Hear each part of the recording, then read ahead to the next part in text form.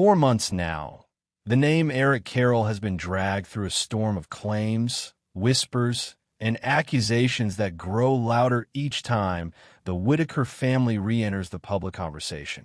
What's being pushed today is not clarity, not accountability, but a familiar cycle of suspicion built on fragments, assumptions, and half-told stories. And before anyone decides what to believe, the full context matters more than ever. The latest wave of accusations didn't begin with new evidence. It didn't come from court filings, sworn statements, or official findings. It began the way so many online scandals do now, with repetition. A claim said often enough begins to sound like fact, even when nothing concrete has changed.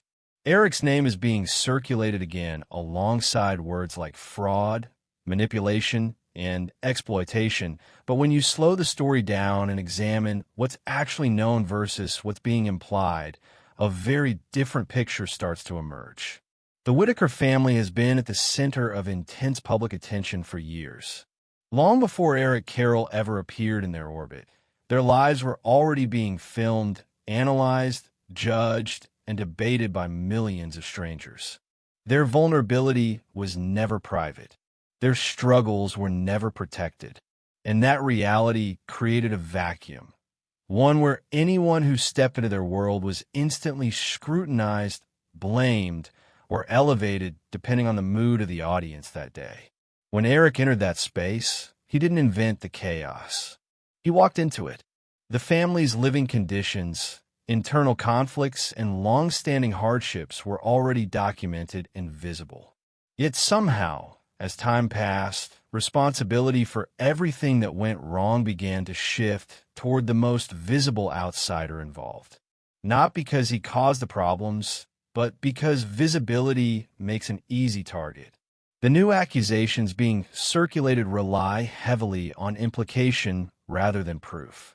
Words like must have, probably, and it doesn't make sense unless are doing far more work than facts. That's important to understand, because implication is not evidence. Suspicion is not confirmation, and repetition is not truth. One of the most damaging claims being repeated is that Eric somehow orchestrated harm to the Whittaker family for personal gain. That claim ignores a critical timeline. The conditions in that household existed long before Eric ever arrived.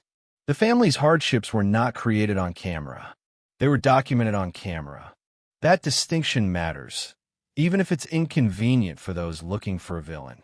Another accusation centers around money. Numbers are thrown around loosely, often without sourcing, context, or verification. Revenue figures are guessed at. Motives are assumed. But what's missing from these conversations is evidence showing misuse, theft, or deception. Without that, accusations collapse into speculation. And speculation, no matter how emotionally charged, does not equal wrongdoing. It's also worth examining how quickly some voices dismissed alternative explanations. When authorities stepped in regarding the Whittaker family, the narrative hardened almost instantly. Eric caused this. Eric triggered that. Eric benefited from the outcome. But investigations don't work backward from internet theories. They work forward from evidence. And as of now, no public findings have confirmed the worst accusations being pushed online. What complicates this story further is how personal resentment and online rivalries have bled into the narrative. Former allies turned critics. Disagreements over control, credit, and direction became moral indictments overnight. When relationships fracture, stories change. Motives get rewritten. And suddenly, complex situations are reduced to simple good versus evil scripts designed to rally audiences rather than reveal truth. The Whittaker family themselves are often spoken about, but rarely centered in these debates. Their needs, their understanding, and their long-term well-being are overshadowed by the fight over who should be blamed. That alone should raise questions. If the goal were truly protection and justice, the conversation would look very different. Eric Carroll is not above scrutiny. No one involved in a situation this public should be. But scrutiny requires standards. It requires evidence. It requires the discipline to separate what feels true from what can be proven. Right now, much of what's being said about Eric fails that test. There's also an uncomfortable pattern at play. Whenever a story lacks clear answers, the loudest accusation fills the gap. Complexity makes people uneasy. Nuance doesn't trend. Certainty does. And accusing a single figure of orchestrating a scandal is far easier than acknowledging systemic failure, long-term neglect, and the uncomfortable truth that no single person caused everything that went wrong. False accusations don't always look dramatic at first. They often arrive dressed as concern. They spread through questions rather than statements. Why hasn't he explained this? Doesn't it seem strange that? These questions plant conclusions without having to defend them. Over time, the distinction disappears, and suspicion becomes accepted reality. That's where this story stands now. Eric Carroll is facing a narrative that has moved faster than facts, louder than evidence, and harsher than what has actually been established. Whether you believe he acted imperfectly, made mistakes, or misjudged situations is a separate discussion. But accusing someone of serious wrongdoing requires more than dissatisfaction and distrust. The real danger in this moment isn't just what it does to Eric Carroll. It's what it normalizes. If allegations can harden into truth without proof, then anyone involved in helping vulnerable families becomes a potential target. Fear replaces accountability. Silence replaces assistance. And the people who suffer most are the ones already living on the margins. As this story continues, it deserves something rare in online discourse: patience. It deserves restraint.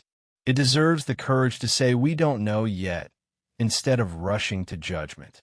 Because once reputations are destroyed, corrections rarely travel as far as accusations. This is not the end of the story. It's the point where people must decide whether they value truth or entertainment more. And that choice will shape not just how Eric Carroll is remembered, but how future stories like this unfold.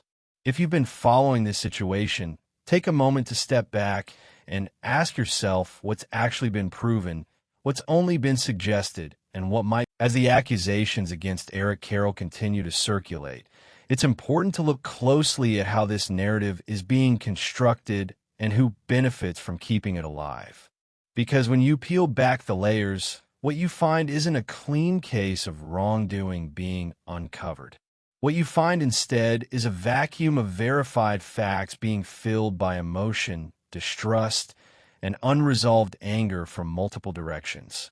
One of the most common arguments being repeated is that Eric inserted himself into the Whittaker family's life for personal gain. But that claim collapses the moment you examine how public the Whittakers already were before Eric ever arrived. Their lives had already been filmed, monetized, shared, and discussed across platforms.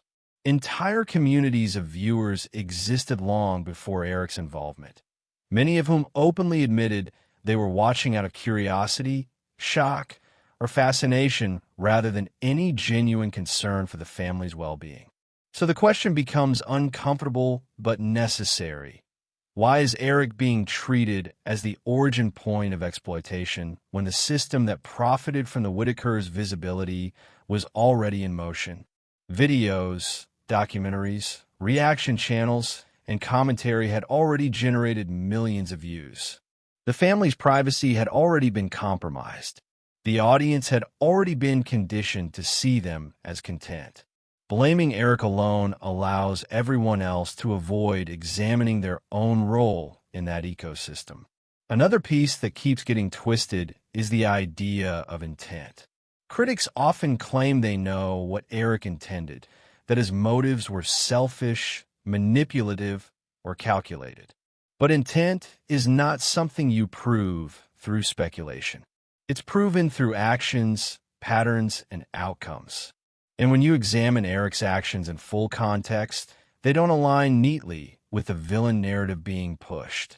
If Eric's primary goal had been profit at all costs, he would have leaned harder into sensationalism, not repeatedly spoken about improving conditions, building stability, or reducing chaos.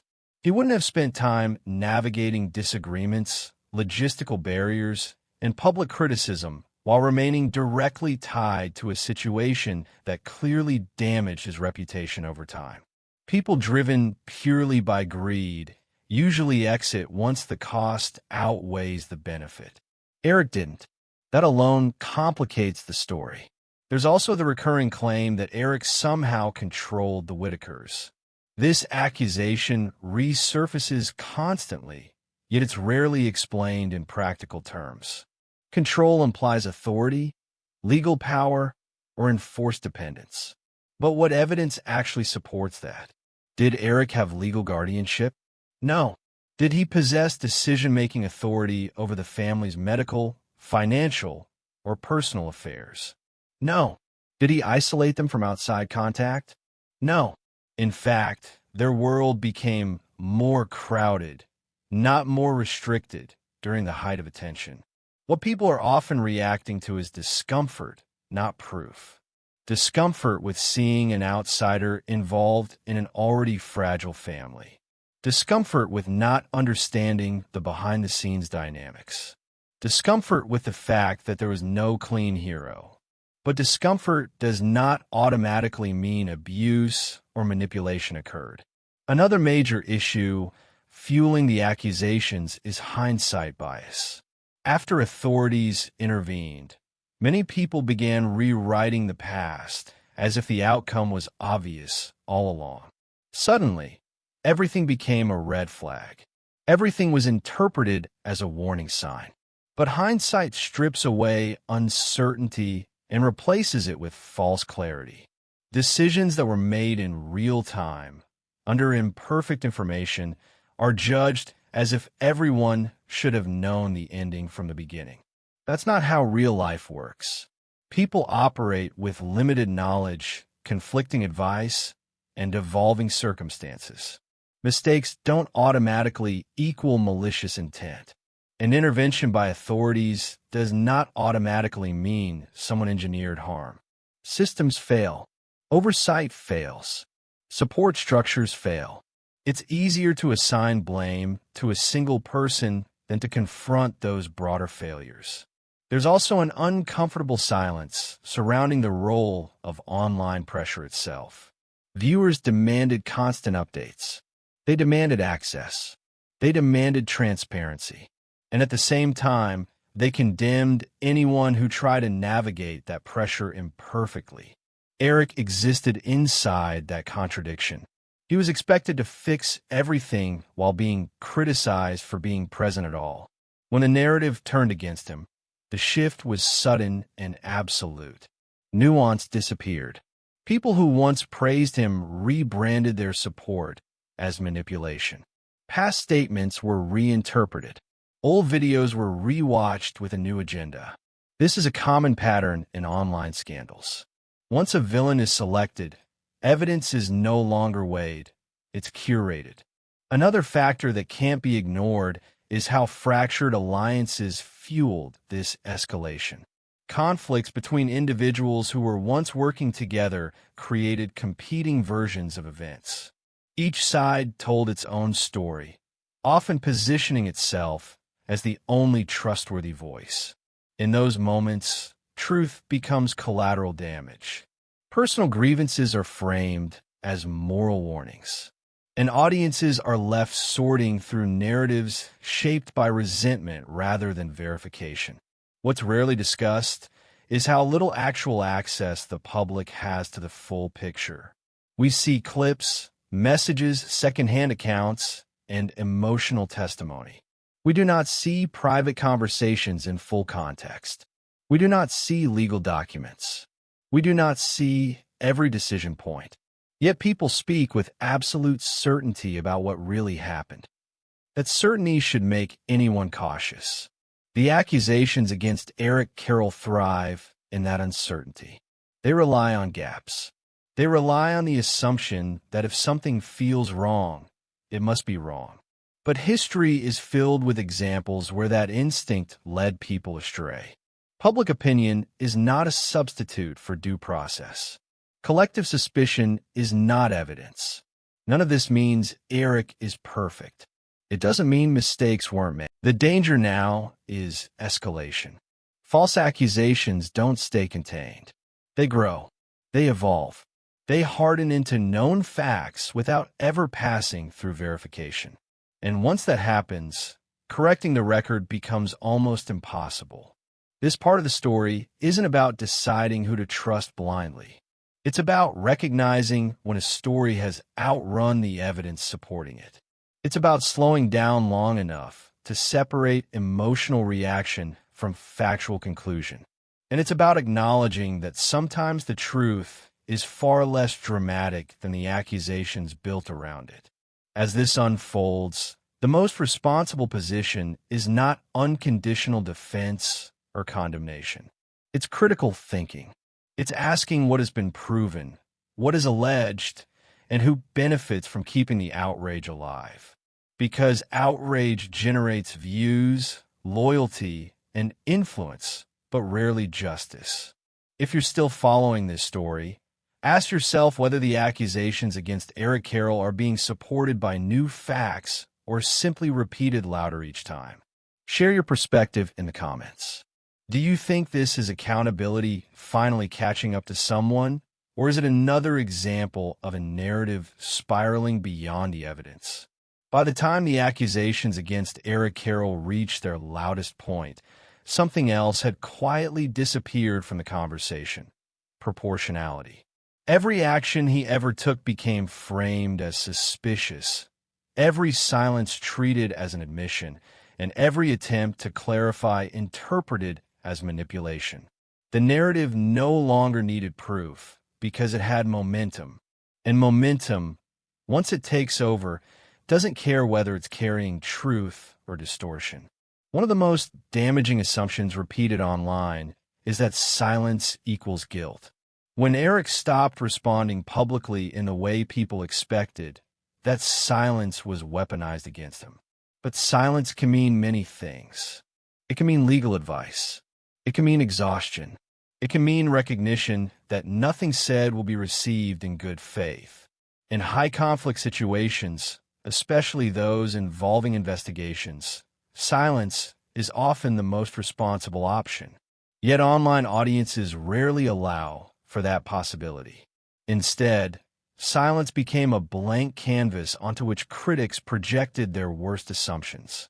He's hiding something. He's running. He's lawyered up because he knows he's guilty. None of those claims require evidence. They only require suspicion. And suspicion had already been primed. Another overlooked reality is how rapidly standards shifted. Early on, Eric was expected to act. Later, he was condemned for acting. When he was present, he was accused of control. When he stepped back, he was accused of abandonment. There was no version of behavior that satisfied the crowd once the narrative turned. That alone should raise alarms about fairness. There's also a growing tendency to treat investigations themselves as verdicts. The mere mention of law enforcement involvement is now enough for many people to decide the outcome. But investigations are not conclusions. They exist because facts are unclear, not because guilt is assumed. Conflating the two erodes the very principle of justice people claim to defend. What's particularly troubling is how selectively skepticism is applied. Claims against Eric are often accepted immediately, while any information that complicates those claims is dismissed as bias or deception. That imbalance reveals that for many, the goal is not understanding, it's confirmation. Once someone is cast as the villain, evidence becomes optional. At the same time, there is very little appetite to examine how other figures in this situation benefited from turning Eric into the focal point. Conflict created audiences. Audiences created loyalty. Loyalty created influence. Shifting blame simplified complex failures into a single, digestible story. That story traveled faster than nuance ever could. Meanwhile, the Whittaker family themselves became secondary to the drama surrounding them. Their needs, stability, and long-term outcomes were overshadowed by arguments about who was right, who lied, and who should be punished.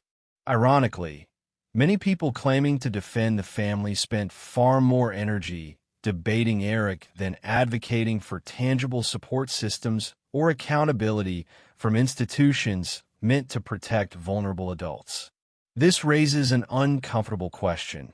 Was Eric actually the problem, or was he simply the most convenient symbol of a broken system? The truth is, situations like this don't emerge from one person's actions alone. They arise from layers of neglect, underfunding, miscommunication, and systemic gaps. But systems are faceless. They don't trend. They don't attract outrage clicks. A single individual does. And so the spotlight narrowed until Eric became the story. Another factor fueling the escalation is the emotional investment many viewers developed.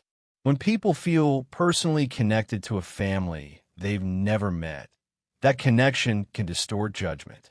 Any perceived betrayal feels personal. Any disappointment demands punishment. In that emotional state, restraint feels like complicity. But emotional investment does not grant moral clarity. In fact, it often clouds it. There's also the issue of retrospective moral certainty. Many now claim they knew all along that something was wrong. Yet those same voices once supported, donated, shared, and defended the very situation they now condemn. That doesn't make them bad people. It makes them human. But rewriting that history to absolve oneself while condemning someone else is intellectually dishonest. Eric's defenders are often accused of blind loyalty. But blind loyalty cuts both ways. Blind condemnation is just as dangerous. The difference is that condemnation feels righteous, so it goes unchallenged. What's missing from much of this discourse is patience. Real investigations take time. Real accountability is slow. It doesn't unfold on live streams or comment sections. And it certainly doesn't benefit from public pressure campaigns demanding instant outcomes. When pressure replaces process, mistakes multiply. There's also the matter of precedent. If accusations without proof are enough to destroy someone publicly, then no one is safe from the next wave. Today it's Eric Carroll. Tomorrow it's someone else who stepped into a complicated situation with imperfect tools and imperfect judgment. If good faith efforts are treated as criminal by default, fewer people will step forward at all. That doesn't protect vulnerable families. It isolates them further. Another troubling development is how easily complex adult dynamics are flattened into moral absolutes. People are labeled as heroes or villains, helpers or exploiters, with no room for contradiction. But real people exist in contradictions. Someone can help and fail. Someone can mean well and still cause harm. Recognizing that complexity is not the same as excusing wrongdoing. It's the foundation of honest evaluation. Eric Carroll's role in the Whittaker situation will likely be debated for years. But debate should be grounded in evidence, not assumption. It should consider timelines, constraints, and context, not just outcomes. And it should leave room for the possibility that more than one thing can be true at once. The danger now is that once a false narrative hardens, even exonerating information may be ignored. People become invested not in truth, but in being right. That's how reputations are destroyed, even when facts don't support the destruction. At this stage, the most responsible thing anyone can do is slow down. Question sources. Ask what is known versus what is speculated. Resist the urge to fill gaps with certainty. And remember that behind every headline and accusation is a real person whose life does not reset when the internet moves on. This story isn't just about Eric Carroll. It's about how easily public discourse can turn into a trial without rules. It's about how good intentions collide with flawed systems. And it's about how quickly empathy can be replaced with outrage when narratives shift. As more information emerges, perspectives may change again, or they may not. But the measure of integrity isn't whether someone chose the right side early. It's whether they're willing to adjust their views when new facts appear. Where do you stand at this point? Do you think the accusations against Eric are being driven by evidence or by emotion and momentum? Share your thoughts in the comments. As the noise continues to swirl around Eric Carroll, one reality becomes increasingly clear. The damage done by accusations doesn't wait for conclusions. Even if every claim were ultimately disproven, the stain of suspicion lingers. That's the part few people acknowledge. In the court of public opinion, there is no formal acquittal. There is only attention shifting elsewhere. This is why false or premature accusations are so dangerous. They don't just question actions, they redefine identity. Once someone is labeled a villain, every past decision is reinterpreted through that lens. Neutral moments become sinister. Compassion becomes manipulation. Mistakes become proof of intent. And no amount of clarification can fully reverse that process. What has happened with Eric fits a pattern that has become far too common online. Someone steps into a complex situation involving vulnerable people. They operate in public view. They make decisions under pressure. Then, when outcomes fall short or systems fail, blame seeks a face. Eric became that face.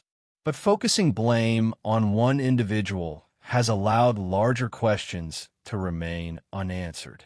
Why were long-term safeguards not already in place for the Whittaker family?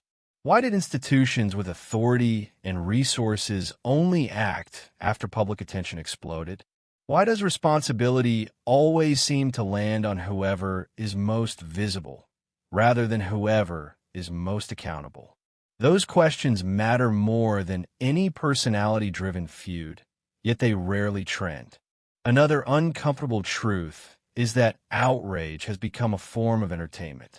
The escalation of accusations, the parsing of statements, the endless speculation, it all fuels engagement.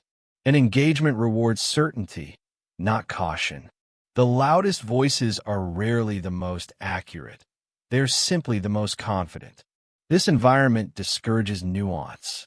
If you say, "We don't know yet," you're accused of defending wrongdoing. If you ask for evidence, you're accused of minimizing harm. If you point out inconsistencies, you're accused of bias. Silence becomes safer than reason, which is exactly the opposite of what justice requires. Eric's case also highlights how unevenly empathy is distributed. Many people express deep concern for the Whittaker family, and rightly so. But empathy doesn't have to be exclusive. Caring about the family does not require destroying someone else without proof. Those two things are not mutually exclusive, even though they're often framed that way. There's also the issue of hindsight morality. It's easy now for critics to say they always had doubts, even if those doubts were never voiced when support was popular. That kind of revisionism allows people to avoid examining their own role in amplifying narratives that later turn sour. Accountability, it seems, is only demanded of certain people. Another layer rarely discussed is how fear shapes behavior. Fear of being blamed, fear of being misrepresented, fear of saying the wrong thing and becoming the next target. That fear doesn't just affect Eric. It affects everyone watching. It teaches people that stepping forward comes with risk and that good intentions offer no protection. Over time, this creates a chilling effect. Fewer people volunteer. Fewer people advocate publicly. Fewer people get involved with families who need help, not because they don't care, but because they've seen what happens when narratives turn. The cost becomes too high. If the goal is to protect vulnerable families, this outcome is counterproductive. Another critical point is how easily speculation has been treated as fact. Phrases like "people are saying," "it looks like," or "something feels off" have replaced verified information. Repetition turns these phrases into assumed truth. Eventually, no one remembers where the claim started, only that it's everywhere. This is how misinformation spreads without anyone intentionally lying. It's death by 1,000 assumptions. Eric Carroll may or may not have made mistakes. That is for facts, not feelings, to determine. But mistakes are not crimes, and suspicion is not proof. For Eric, the road forward will likely involve rebuilding trust quietly, away from the spotlight that first elevated him and then turned on him. For the Whittaker family, the road forward should involve stability, protection, and dignity, things that cannot be provided by outrage alone. For everyone watching, there is an opportunity to reflect, not just on this case, but on how quickly we accept narratives that make us feel morally certain, on how easily empathy turns into hostility, on how often we forget that real lives are affected by what we type, share, and assume. False accusations don't just harm the accused. They weaken the credibility of real victims. They make it harder to identify genuine wrongdoing, and they teach the wrong lesson about accountability. The most responsible position right now is not blind defense or blind condemnation. It is careful observation. It is asking better questions.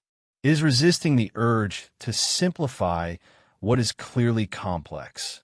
Because once reputations are destroyed, there is no rewind button. And if we're willing to accept destruction without proof, we should ask ourselves what kind of system we're helping to build. Do you believe the accusations against Eric Carroll are being handled responsibly, or has public judgment raced ahead of the facts? Let your voice be heard in the comments. Thank you for watching this video. Click here to watch another video that might interest you.